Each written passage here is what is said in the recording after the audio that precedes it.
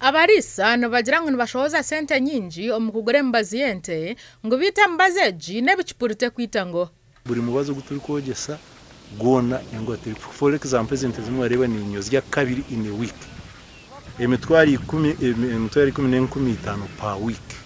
Now cyo tekereza rero sente ziri kugenda. Ngoha ya embuzi katandika kufa zatandika kujanirwa yirukana shagama etandika kunyamara within time of less than 10 minutes embuzi banifu. Minisita omukwenda kwetegereza enshonga z'Abariisa arambwire famu zitari zimwe na zimwe ezirimu ezente n'embuzi obume nangwa n'engoko kubasa kwetegereza ebizibu ebi.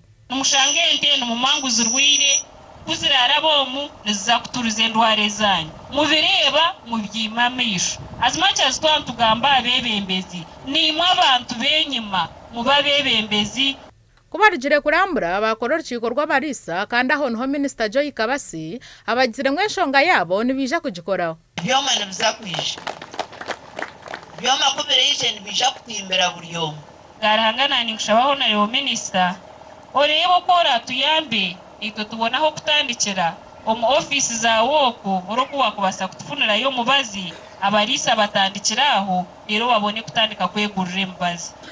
Kabasi nagira ngo nk'ekitongore bahereze kutunga omubazi oguru kuteekateekwa ngo nigwija kuhwera Abariisa bonna omu ihanga kurwanisa oburwire bw'engoha. Ekyo tukyereze omubazi gwizire gwashikire ntungamo nibagweta vector crop ze ntungamo wegurireyo omubazi ogwo uje mugugezeho.